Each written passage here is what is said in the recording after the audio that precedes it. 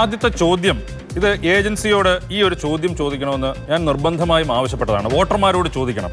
അതായത് രാജ്യത്ത് സ്വതന്ത്രവും നീതിപൂർവവുമായ ഒരു തെരഞ്ഞെടുപ്പ് നടക്കുന്നുണ്ടോ എന്നുള്ളത് ചോദിക്കണം. അതെന്ന് വെച്ചാൽ അത്തരത്തിൽ അല്ല എന്ന് തോന്നിപ്പിക്കുന്ന അല്ലെങ്കിൽ നമുക്ക് സംശയമുണ്ടാക്കുന്ന രീതിയിലുള്ള പല സൂചനകളും രാജ്യത്ത് കണ്ടതിനെ തുടർന്ന് ലോകത്തെ ഏറ്റവും വലിയ ജനാധിപത്യ രാജ്യമാണ് ഇന്ത്യ. ഇന്ത്യയിലെ ഈ പൊതു തെരഞ്ഞെടുപ്പാണ് ലോകത്തെ ഏറ്റവും വലിയ ജനാധിപത്യ പ്രക്രിയ.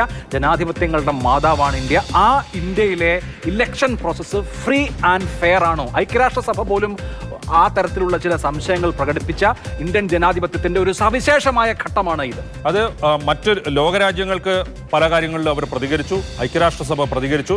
അത് ഒരുപക്ഷെ നിയമപുസ്തകങ്ങളിലുള്ള ചട്ടങ്ങളിലൊന്നും ഇത് ഇല്ലെങ്കിൽ ഈ ഒരു കാര്യം അത് തെരഞ്ഞെടുപ്പ് പെരുമാറ്റച്ചട്ടത്തിന്റെ ലംഘനമാണെന്ന് പറയുന്നുണ്ടാവില്ല. പക്ഷെ ആ പഴുത് ഉപയോഗിച്ചുകൊണ്ട് പല കാര്യങ്ങളും നമ്മുടെ നാട്ടിൽ അന്വേഷണ ഏജൻസികളുടെ ഇടപെടൽ, ചിലരുടെ അറസ്റ്റ്, അതുപോലെ തന്നെ ഇപ്പോൾ കഴിഞ്ഞ ദിവസം തെരഞ്ഞെടുപ്പ് കമ്മീഷൻ ഇടപെടേണ്ടി വന്നു. പ്രധാനമന്ത്രി നരേന്ദ്രമോദിയും ബിൽ ഗേറ്റ്സും തമ്മിലുള്ള അഭിമുഖം. ഈ രാത്രിയിൽ ചോദിക്കുന്ന ആദ്യത്തെ ചോദ്യം, ഒരു ഫ്രീ ആൻഡ് ഫെയർ ഇലക്ഷൻ ആണോ?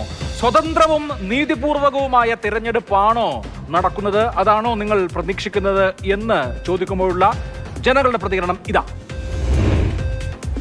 39% ആളുകളാണ് ഇത് നീതിപൂർവകമായ സ്വതന്ത്രമായ ഇലക്ഷൻ ആണ് എന്ന് അഭിപ്രായപ്പെടുന്നു. 34% പേർ പറയുന്നു ഇത് നീതിപൂർവമായ സ്വതന്ത്രമായ തെരഞ്ഞെടുപ്പ് അല്ല എന്ന്. 34% പേർ അവർ പറയുന്നു. 27% പേർ ഒരു അഭിപ്രായവും പറയുന്നു. സാധാരണ നിലയിൽ നമ്മുടെ തെരഞ്ഞെടുപ്പിനെ കുറിച്ച് ഇങ്ങനെ ഒരു ചോദ്യം ചോദിച്ചാൽ 70-80% ആളുകളെങ്കിലും ഇതൊരു ഫ്രീ ആൻഡ് ഫെയർ ഇലക്ഷൻ ആണ് എന്ന അഭിപ്രായം രേഖപ്പെടുത്തേണ്ടതാണ്. പക്ഷേ ആശങ്കാജനകം എന്ന് പറയട്ടെ, അങ്ങനെ അഭിപ്രായം രേഖപ്പെടുത്തുന്നവരുടെ എണ്ണം 39% ഉള്ളൂ.